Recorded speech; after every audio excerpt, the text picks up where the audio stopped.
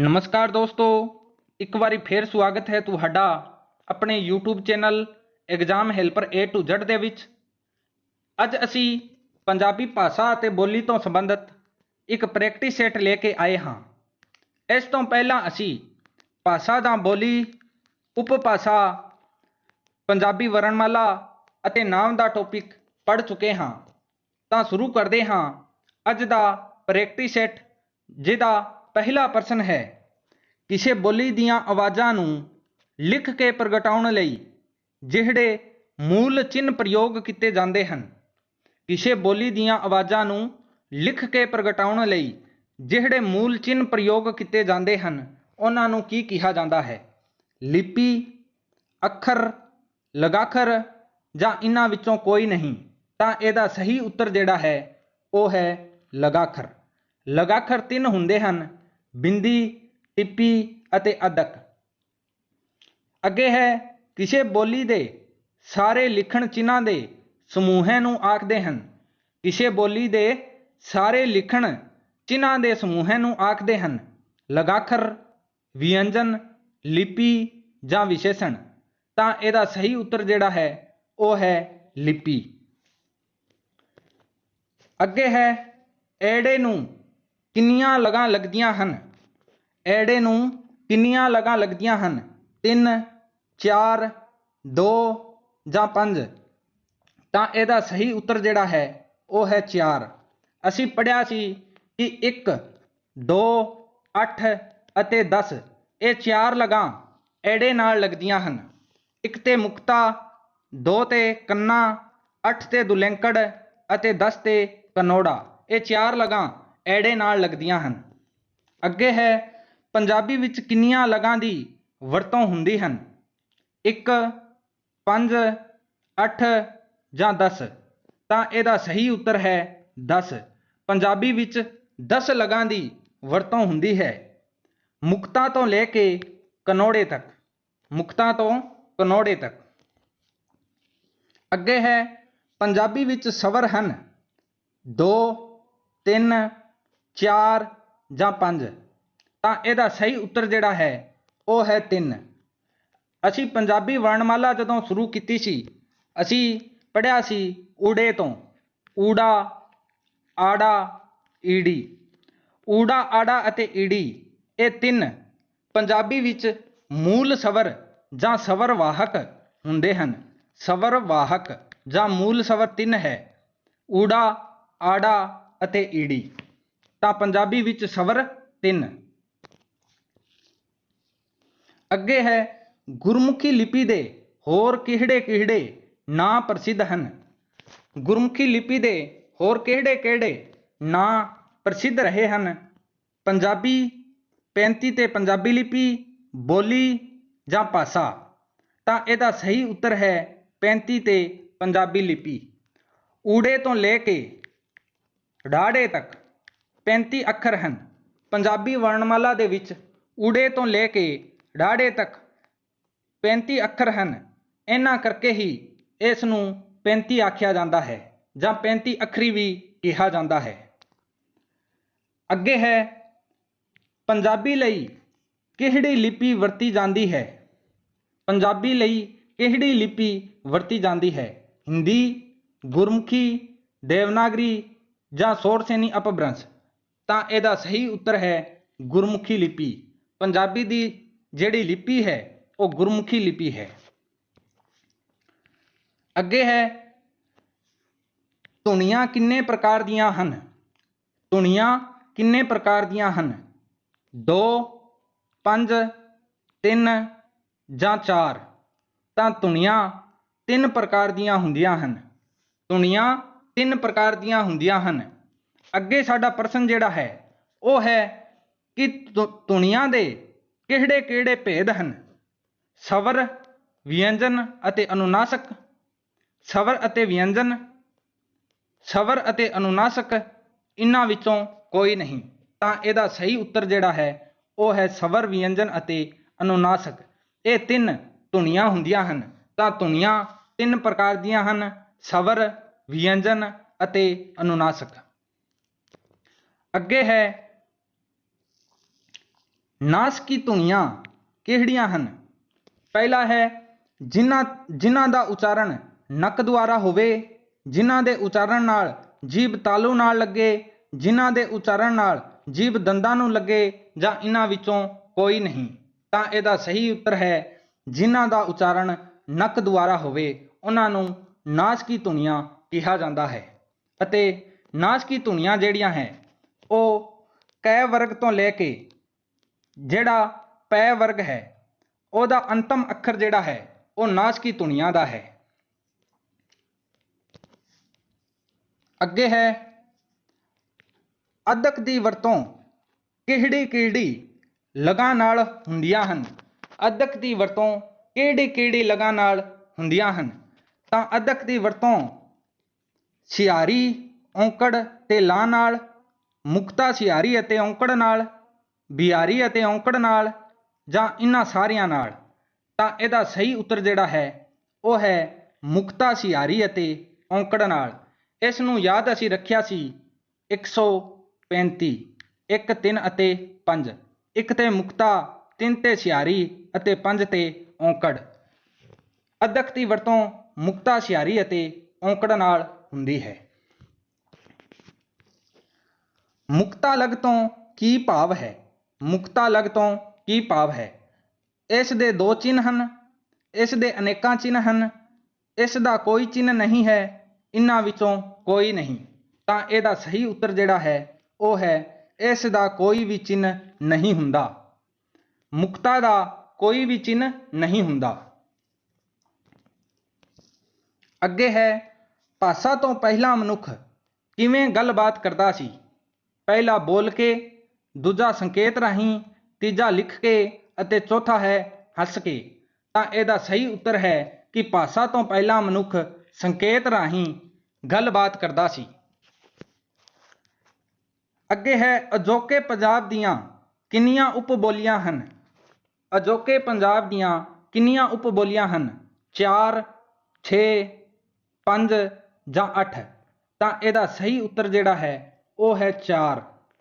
ਭਾਰਤ ਦੇ ਪੰਜਾਬ ਦੇ ਵਿੱਚ 4 ਉਪਬੋਲੀਆਂ ਜਾਂ ਉਪਭਾਸ਼ਾਵਾਂ ਹਨ।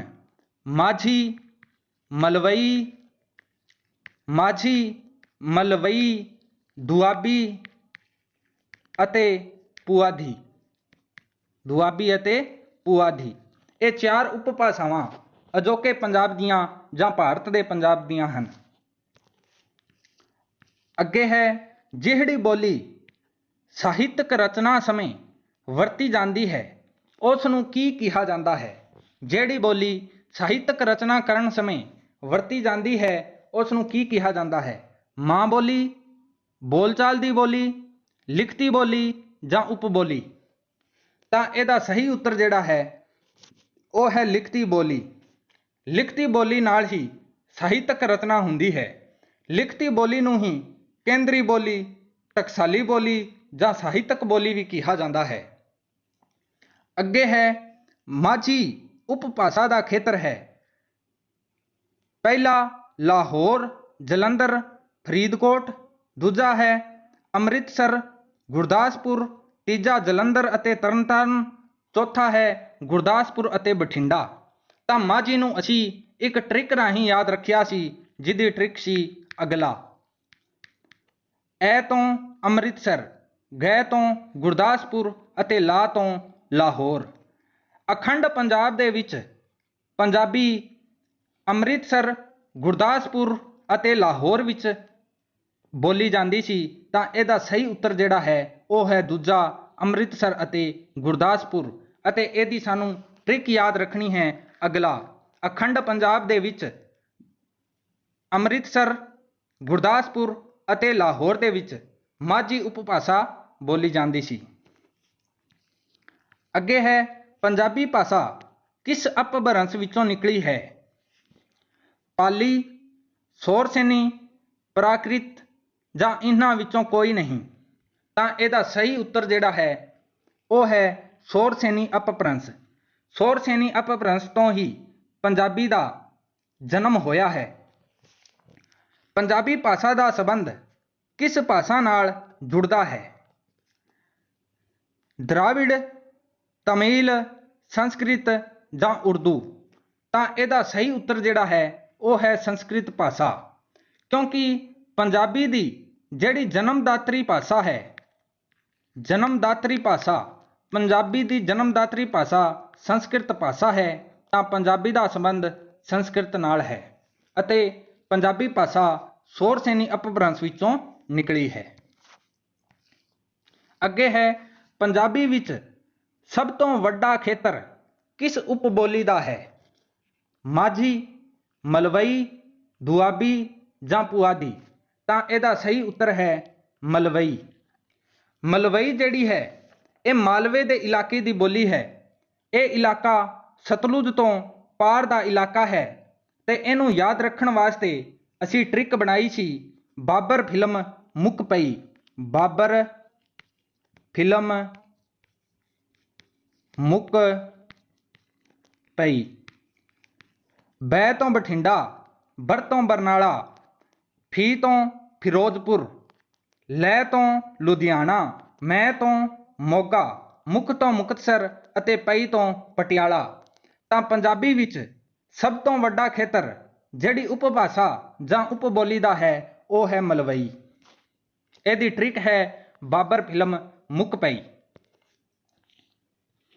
ਅੱਗੇ ਹੈ ਕਿ ਪੰਜਾਬੀ ਭਾਰਤੀ ਸੰਵਿਧਾਨ ਵਿੱਚ ਕਿੰਨੀਆਂ ਭਾਸ਼ਾਵਾਂ ਵਿੱਚ ਸ਼ਾਮਲ ਹੈ? 23, 16, 22 ਜਾਂ 25। ਭਾਰਤੀ ਸੰਵਿਧਾਨ ਦੇ ਵਿੱਚ ਅਨੁਛੇਦ 343 1 ਅਨੁਛੇਦ 343 1 ਦੇ ਵਿੱਚ 22 ਭਾਸ਼ਾਵਾਂ ਸ਼ਾਮਲ ਕੀਤੀਆਂ ਗਈਆਂ ਹੈ। ਇਹਨਾਂ 22 ਭਾਸ਼ਾਵਾਂ ਦੇ ਵਿੱਚ ਪੰਜਾਬੀ ਨੂੰ ਵੀ ਸ਼ਾਮਲ ਕੀਤਾ ਗਿਆ ਹੈ। ਤਾਂ ਇਹਦਾ ਸਹੀ ਉੱਤਰ ਹੈ 22। ਅੱਗੇ ਹੈ ਭਾਸ਼ਾ ਦੇ ਚਿੰਨ੍ਹਾਂ ਨੂੰ ਜਦੋਂ ਲਿਖਤੀ ਰੂਪ ਦਿੱਤਾ ਜਾਂਦਾ ਹੈ ਤਾਂ ਉਹ ਕੀ ਹੈ? ਭਾਸ਼ਾ ਦੇ ਚਿੰਨ੍ਹਾਂ ਨੂੰ ਜਦੋਂ ਲਿਖਤੀ ਰੂਪ ਦਿੱਤਾ ਜਾਂਦਾ ਹੈ ਤਾਂ ਉਹ ਕੀ ਹੈ? ਲਿਪਾਂਕ, ਮਾਤਰਾ, ਲਿਪੀ ਜਾਂ ਇਹਨਾਂ ਵਿੱਚੋਂ ਕੋਈ ਨਹੀਂ। ਤਾਂ ਇਹਦਾ ਸਹੀ ਉੱਤਰ ਹੈ ਲਿਪੀ। ਭਾਸ਼ਾ ਦੇ ਚਿੰਨ੍ਹਾਂ ਨੂੰ ਜਦੋਂ ਲਿਖਤੀ ਰੂਪ ਦਿੱਤਾ ਜਾਂਦਾ ਹੈ ਤਾਂ ਉਹਨੂੰ ਲਿਪੀ ਕਿਹਾ ਜਾਂਦਾ ਹੈ। ਅੱਗੇ ਹੈ ਭਾਸ਼ਾ ਦੇ ਲਈ ਜ਼ਰੂਰੀ ਕੀ ਚੀਜ਼ ਹੈ? ਵਰਣ, ਸ਼ਬਦ, ਲਿਪੀ ਜਾਂ ਇਹ ਸਭ ਹਨ।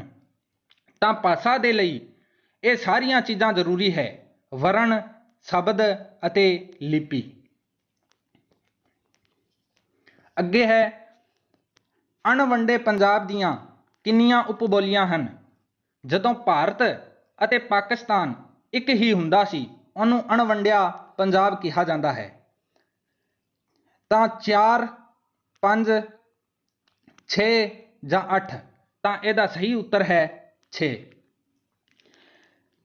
6 ਉਪਭਾਸ਼ਾਵਾਂ ਹਨ: ਮਾਝੀ, ਮਲਵਈ, ਦੁਆਬੀ, ਪੁਆਧੀ, ਪੋਠੋਹਾਰੀ ਅਤੇ ਮੁਲਤਾਨੀ।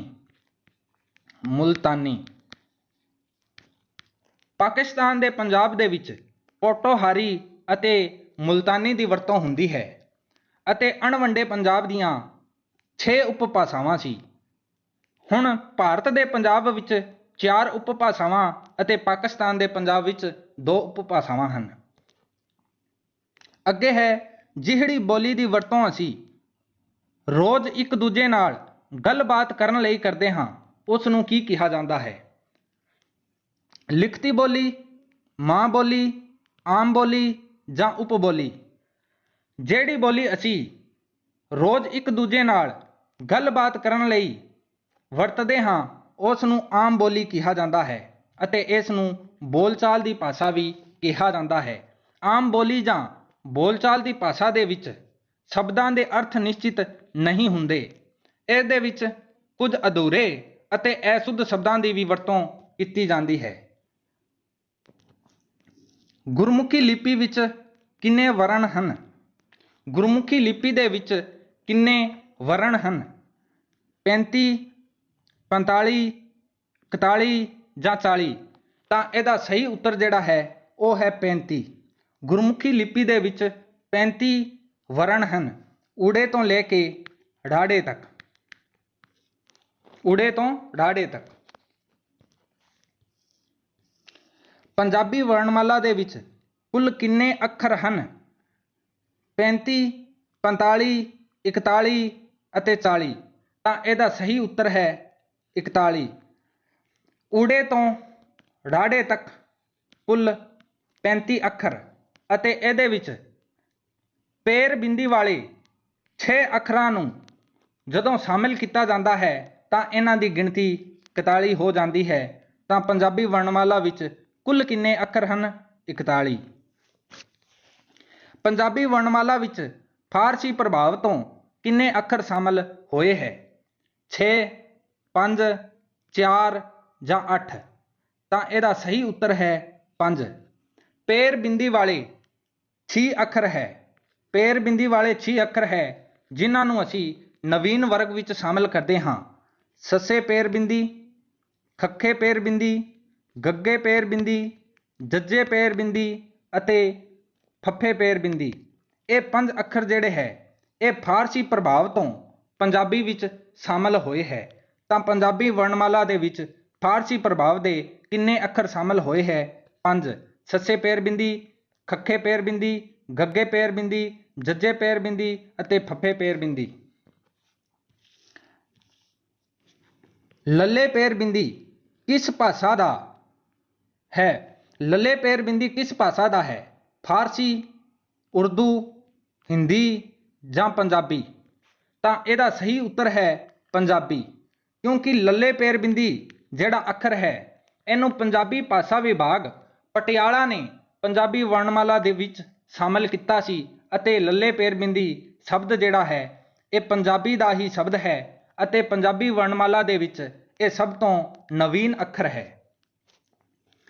ਵਿਆਕਰਣ ਦੇ ਨਿਯਮਾਂ ਅਨੁਸਾਰ ਕਿਹੜੀ ਬੋਲੀ ਹੁੰਦੀ ਹੈ? ਆਮ ਬੋਲੀ, ਮਾਂ ਬੋਲੀ, ਸਾਹਿਤਕ ਬੋਲੀ ਜਾਂ ਸੰਕੇਤਕ ਬੋਲੀ? ਤਾਂ ਜਿਹੜੀ ਬੋਲੀ ਵਿਆਕਰਣ ਦੇ ਨਿਯਮਾਂ ਅਨੁਸਾਰ ਹੁੰਦੀ ਹੈ ਉਹਨੂੰ ਸਾਹਿਤਕ ਬੋਲੀ ਕਿਹਾ ਜਾਂਦਾ ਹੈ। ਇਹਨੂੰ ਕਿਤਾਬੀ, ਟਕਸਾਲੀ ਜਾਂ ਕੇਂਦਰੀ ਬੋਲੀ ਵੀ ਆਖਿਆ ਜਾਂਦਾ ਹੈ ਅਤੇ ਇਹਦੇ ਵਿੱਚ ਸ਼ਬਦਾਂ ਦੇ ਅਰਥ ਵੀ ਨਿਸ਼ਚਿਤ ਹੁੰਦੇ ਹਨ। ਕਿਹੜੀ ਬੋਲੀ ਦੇ ਵਿੱਚ ਦੇਸੀ ਸ਼ਬਦਾਂ ਦੀ ਭਰਮਾਰ ਹੁੰਦੀ ਹੈ?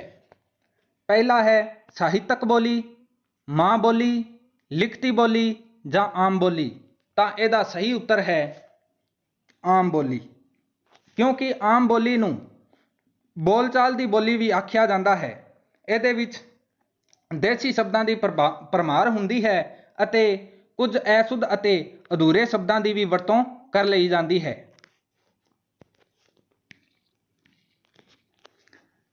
ਪਾਕਿਸਤਾਨੀ ਪੰਜਾਬੀ ਦੀ ਲਿਪੀ ਹੈ ਗੁਰਮੁਖੀ, ਦੇਵਨਾਗਰੀ, ਸ਼ਾਹਮੁਖੀ ਜਾਂ ਰੋਮਨ? ਤਾਂ ਇਹਦਾ ਸਹੀ ਉੱਤਰ ਹੈ ਸ਼ਾਹਮੁਖੀ। ਭਾਰਤੀ ਪੰਜਾਬ ਦੀ ਲਿਪੀ ਗੁਰਮੁਖੀ ਲਿਪੀ ਹੈ ਅਤੇ ਪਾਕਿਸਤਾਨੀ ਪੰਜਾਬ ਦੀ ਲਿਪੀ ਜਿਹੜੀ ਹੈ ਉਹ ਹੈ ਸ਼ਾਹਮੁਖੀ। ਧੁਨੀ ਵੱਵੇ ਦੀ ਥਾਂ ਮੰਮੇ ਦੀ ਵਰਤੋਂ ਕਿਸ ਉਪਭਾਸ਼ਾ ਵਿੱਚ ਹੁੰਦੀ ਹੈ? ਮਾਝੀ, ਮਲਵਈ, ਦੁਆਬੀ ਜਾਂ ਪੁਆਧੀ? ਤਾਂ ਇਹਦਾ ਸਹੀ ਉੱਤਰ ਹੈ ਮਲਵਈ। ਮਲਵਈ ਉਪਭਾਸ਼ਾ ਜਿਹੜੀ ਹੈ ਇਹਦੇ ਵਿੱਚ ਵੱਵੇ ਦੀ ਥਾਂ ਤੇ ਮੰਮਾ ਵਰਤਿਆ ਜਾਂਦਾ ਹੈ ਅਤੇ ਦੱਦੇ ਦੀ ਥਾਂ ਤੇ ਨੰਨੇ ਦੀ ਵਰਤੋਂ ਕੀਤੀ ਜਾਂਦੀ ਹੈ ਅਤੇ ਮਲਵਈ ਉਪਭਾਸ਼ਾ ਇਹਦਾ ਖੇਤਰ ਸਭ ਉਪਬੋਲੀਆਂ ਨਾਲੋਂ ਸਭ ਤੋਂ ਵੱਡਾ ਖੇਤਰ ਜਿਹੜਾ ਹੈ ਉਹ ਮਲਵਈ ਉਪਭਾਸ਼ਾ ਦਾ ਹੀ ਹੈ। ਧੁਨੀ ੜੈੜੇ ਦੀ ਵਰਤੋਂ ਕਿਸ ਉਪਭਾਸ਼ਾ ਵਿੱਚ ਵਧੇਰੇ ਹੁੰਦੀ ਹੈ? ਮਲਵਈ, ਮਾਝੀ, ਦੁਆਬੀ ਜਾਂ ਮੁਲਤਾਨੀ? ਤਾਂ ੜੈੜੇ ਦੀ ਵਰਤੋਂ ਜਿਹੜੀ ਹੈ ਉਹ ਮਾਝੀ ਉਪਭਾਸ਼ਾ ਵਿੱਚ ਸਭ ਤੋਂ ਜ਼ਿਆਦਾ ਹੁੰਦੀ ਹੈ। ਮਾਝੀ ਦਾ ਯਾਦ ਰੱਖਣ ਦਾ ਜਿਹੜਾ ਟ੍ਰਿਕ ਸੀ ਉਹ ਸੀ ਅਗਲਾ। ਅੰਮ੍ਰਿਤਸਰ, ਗੁਰਦਾਸਪੁਰ ਅਤੇ ਲਾਹੌਰ ਅਖੰਡ ਪੰਜਾਬ ਵਿੱਚ ਇਹ ਬੋਲੀ ਜਾਂਦੀ ਸੀ ਅਤੇ ਮਾਝੀ ਦੇ ਵਿੱਚ ੜੈੜੇ ਦੀ ਵਰਤੋਂ ਜ਼ਿਆਦਾ ਕੀਤੀ ਜਾਂਦੀ ਹੈ। ਸੀ ਨੂੰ ਤੀ ਕਿਸ ਉਪਭਾਸ਼ਾ ਵਿੱਚ ਬੋਲਿਆ ਜਾਂਦਾ ਹੈ? ਸੀ ਦੀ ਥਾਂ ਤੇ ਤੀ ਦੀ ਵਰਤੋਂ ਕਿਸ ਉਪਭਾਸ਼ਾ ਵਿੱਚ ਹੁੰਦੀ ਹੈ? ਪੋਠੋਹਾਰੀ, ਪੁਆਧੀ, ਦੁਆਬੀ ਜਾਂ ਮੁਲਤਾਨੀ? ਤਾਂ ਇਹਦਾ ਸਹੀ ਉੱਤਰ ਹੈ ਪੁਆਧੀ।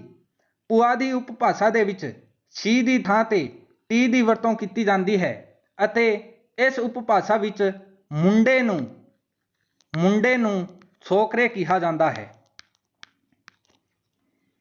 ਤਾਂ ਇਹਦਾ ਸਹੀ ਉੱਤਰ ਹੈ ਪੁਆਧੀ।